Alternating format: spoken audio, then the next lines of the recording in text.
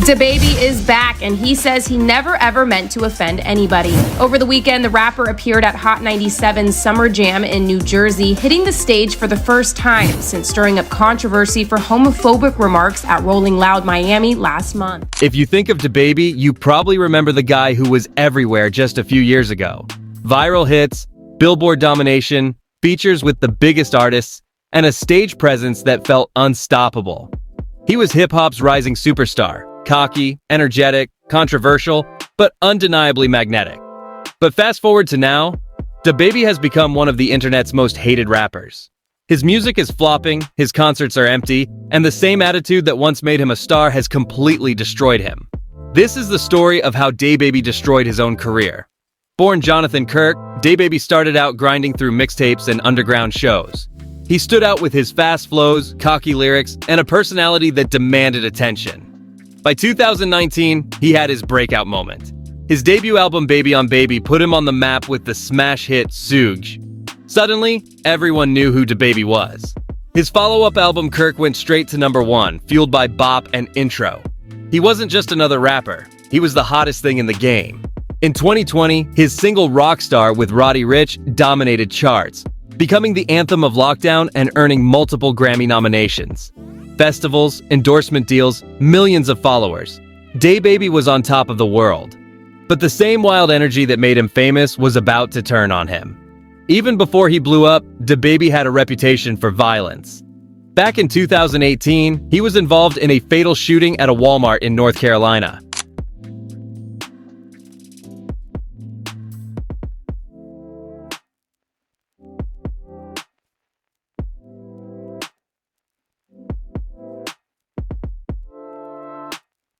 He claimed it was self-defense after a man threatened him, and legally he walked away with only a misdemeanor.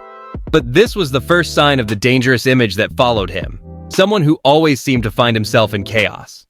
For some fans, it made him look real and authentic. For others, it was the beginning of a long list of red flags. DaBaby's ego wasn't just reserved for rivals, it came out against his own fans.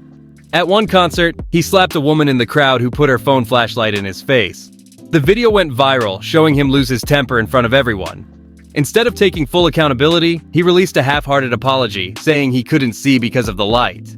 In another bizarre moment, DaBaby tried to kiss a fan in the crowd, only for her to turn her head away. The clip spread across the internet, and instead of letting it go, he jumped online to defend himself. It became a pattern. DaBaby couldn't let anything slide. Every controversy, no matter how small, turned into a bigger deal because he had to respond. And that weakness was about to blow up in the worst way possible. In early 2021, DaBaby dropped a freestyle where he randomly dissed kids YouTuber JoJo Siwa. He held up her picture and mocked her in the track. Fans were stunned. Using big words like I'm T.I. Turn up. Don't wanna get me started, nigga. Turn me up, niggas gonna see me, nigga.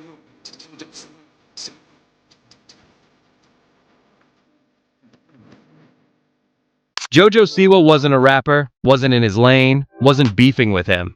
She was a teenage YouTuber known for colorful bows and Nickelodeon shows. Why was DaBaby targeting her?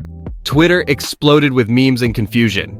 Even James Charles chimed in, pointing out how ridiculous it was for a grown man to go after a teenage girl who was more successful than him. Instead of ignoring the backlash, DaBaby hopped on Twitter to clear things up. He claimed it was just wordplay, that his daughter was a JoJo fan, and that it was all love. But that was the problem. By responding, he showed that the criticism got to him. His hardcore gangster rapper image didn't line up with being defensive over a joke diss at a kid's star. It was the first real crack in his credibility, and the cracks were about to split wide open. July 2021, Rolling Loud Miami. This is the moment that officially destroyed DaBaby's career. During his performance, he told the crowd to put their phones in the air if they didn't have HIV, and made crude comments about gay men. You didn't show up today with HIV, AIDS, any of them deadly sexually transmitted diseases that'll make you die in 2-3 weeks, put a cell phone light in the up. The clip went viral instantly, sparking outrage across social media. If DaBaby had just stayed silent and let the storm pass, maybe it wouldn't have been so bad. But instead, he jumped on Instagram Live to defend himself, saying people didn't understand what he meant and that outsiders shouldn't judge what happens at his shows. That only made things worse. Major celebrities like Elton John, Madonna, and Dua Lipa called him out. His remix with Dua Lipa on Levitating, one of the biggest songs of the year, was quietly removed from playlists. Under massive pressure, DaBaby issued an apology to the LGBTQ community. But then in another interview, he admitted he didn't even agree with his own apology, saying he only posted it because his team told him to. In other words, he looked fake, insincere, and desperate. The fallout was brutal.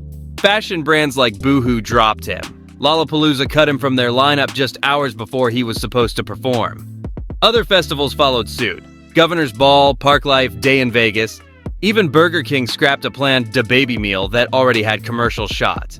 DaBaby later revealed he lost at least $30 million in shows and deals because of Rolling Loud. In his own words, "God ain't want me to have a plane." But the industry wasn't laughing. His reputation was destroyed. By 2022, the damage had bled into his music. His album Baby on Baby 2 flopped, selling just 16,000 units in its first week, an 87% drop from the first Baby on Baby.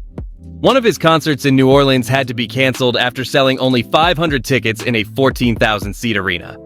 Fans mocked him endlessly online. Going to a DaBaby concert because I need some alone time. Even when he tried to repair his image with music videos, it backfired. In his song Boogeyman, he included a scene apologizing to a gay character, a painfully obvious attempt to fix the Rolling Loud controversy. Instead of winning fans back, it just looked fake and performative. DaBaby's story is one of the fastest rises and most spectacular falls in hip-hop history. From dominating the Billboard charts to struggling to sell concert tickets, his downfall shows how quickly fame can vanish when arrogance and controversy take over. At the end of the day, DaBaby didn't get canceled by the industry. He canceled himself. The man who once called himself a rock star is now the perfect example of how to destroy your own career.